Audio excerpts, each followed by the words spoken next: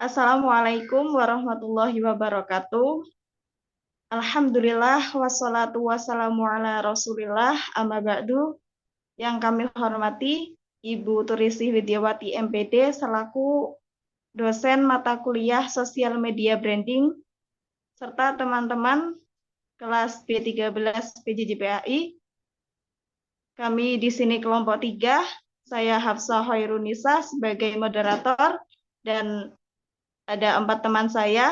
Yang pertama Ibu Inayatul Mu'arifah, yang kedua ada Ibu Eka Susilawati, yang ketiga ada Ibu Nadia Zahidah, dan yang terakhir ada Ibu Atika Rahmawati. Kami akan mempresentasikan hasil diskusi terkait analisis dan riset media sosial. Slide selanjutnya, Ibu.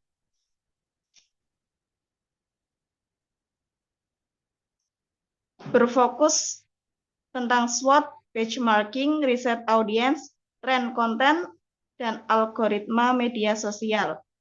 Untuk pemateri yang pertama yaitu Ibu Inayah, kepadanya kami persilahkan. Terima kasih Bu Hafsah. Di sini saya akan menjelaskan terlebih dahulu tujuan makalah sebelum masuk ke isi makalahnya. Jadi untuk tujuan makalah ini, yang pertama itu ada menganalisis kekuatan, kelemahan, peluang, dan ancaman dakwah digital. Yang kedua, membandingkan strategi akun dakwah melalui benchmarking. Yang ketiga, memahami karakteristik dan kebutuhan audiens.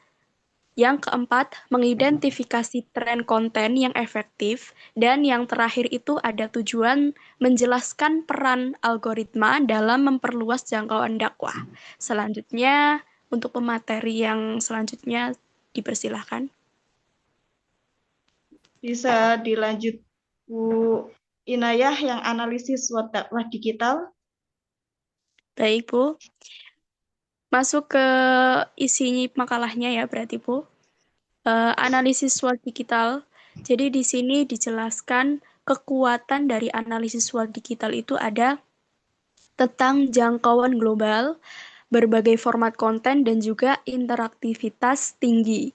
Untuk kelemahannya itu sendiri ada ketergantungan platform, terus kurangnya literasi digital, dan juga kebutuhan konsistensi. Terus di sini ada peluangnya juga, yaitu tentang tingginya pengguna dan minat terhadap konten Islami. Dan di sini juga ada, selain tadi ada peluang, juga di sini ada ancaman, yaitu tentang persaingan konten hiburan, terus ada polarisasi dan juga perubahan algoritma. Terima kasih atas penyampaiannya. Selanjutnya, materi yang kedua yaitu Ibu Nadia, kepadanya kami persilakan. Baik, di sini saya akan menjelaskan tentang benchmarking akun dakwah digital. Tujuannya mengetahui strategi efektif dari akun populer. Contoh akunnya Ustadz Adi Hidayat dan Ustadz Hanan Ataki. Strateginya pemilihan konten yang relevan dan menarik, interaksi aktif, pemanfaatan platform berbeda. Di sini saya akan sedikit menjelaskan bahwa benchmarking akun dakwah digital merupakan langkah penting untuk mengembangkan strategi dakwah yang lebih efektif di era media sosial saat ini. Tujuannya adalah untuk belajar dari keberhasilan dan kekurangan mereka sehingga kita bisa meningkatkan kualitas konten, penyampaian, dan interaksi dengan audiens.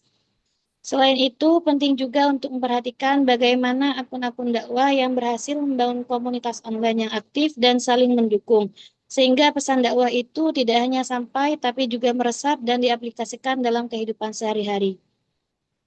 Benchmarking akun dakwah digital bukan hanya soal meniru, tapi lebih kepada belajar dan beradaptasi agar pesan dakwah kita bisa lebih relevan, menarik, dan berdampak luas di tengah kemajuan teknologi dan gaya hidupan masyarakat modern saat ini. Selanjutnya saya ya Bu ya. Kemudian ini riset audiens dan tren konten. Pertama, audiens cenderung usia muda dan perkotaan. Mayoritas audiens dakwah digital itu anak muda usia 15 sampai 35 tahun, mulai dari pelajar, mahasiswa, sampai pekerja muda. Kebanyakan tinggal di perkotaan, aktif di media sosial, dan terbiasa konsumsi konten cepat. Nah, karakter audiens ini akan menentukan jenis konten yang mereka sukai. 2. Konten yang paling diminati, yaitu video pendek, ilustrasi visual, dan ceramah interaktif. Anak muda lebih suka konten singkat 1-3 menit. Misalnya Reels di TikTok, kemudian ada Shorts, karena mereka sering scrolling cepat. Selain itu, ilustrasi visual seperti infografis dan animasi bikin pesan lebih mudah dipahami. Ceramah interaktif, entah lewat live streaming atau Q&A, juga lebih menarik karena terasa lebih dekat dengan audiens. Dari sini kita bisa masuk ke tren konten yang sedang populer sekarang. Kalau kita lihat tren konten saat ini, ada beberapa hal. Pertama, short video jadi format yang paling cepat menyebar. Kedua, podcast dakwah ringan, yang mana audiens ini ingin mendengarkan sambil santai. Ketiga, konten interaktif seperti live streaming agar audiens merasa dilibatkan. Keempat, storytelling kreatif. Kelima, kolaborasi dengan influencer non-dakwah supaya pesan Islam lebih bisa menjangkau audiens yang lebih luas. Terakhir, meme Islami edukatif yang ringan, lucu, tapi tetap mengena pesannya. Kemudian, pendekatan konten, yaitu dengan nilai edukatif, toleransi, dan moderat. Dari sisi pendekatan, konten dakwah harus tetap membawa nilai edukatif supaya ada ilmu yang bisa langsung dipraktikkan. Harus menonjolkan toleransi agar dakwah terasa ramah dan damai. Kemudian, moderat, tidak ekstrim karena audiens muda cenderung kritis dan lebih suka Islam yang seimbang, relevan dengan kehidupan mereka. Silakan Bu, Baik, terima selanjutnya. kasih penyampaiannya Bu Atika Rahmawati. Selanjutnya, peran algoritma media sosial yang akan disampaikan oleh Ibu Eka. Kepadanya kami persilakan. Terima kasih, Ibu. Peran algoritma media sosial. Platform like YouTube dan Twitter mengutamakan watch time, judul menarik, hashtag relevan, thumbnail kuat.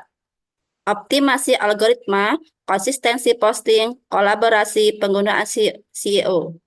Jadi peran algoritma media sosial itu untuk menyaring dan mengurutkan konten agar pengguna melihat yang paling relevan.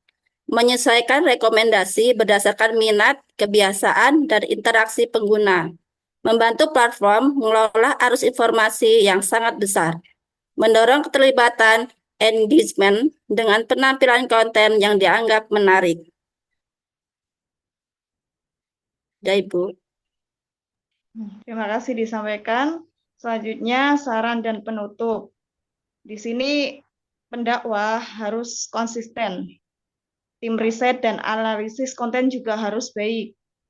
Lalu strategi sosial media harus mengutamakan nilai edukatif, toleransi, dan moderasi. Dengan strategi tepat, dakwah digital dapat menjangkau generasi muda dan memperkuat literasi keislamannya. Selanjutnya, kesimpulan utama. Dakwah digital membutuhkan strategi matang. SWOT, benchmarking, riset audiens, tren konten, algoritma, semua itu sangatlah harus ditekankan.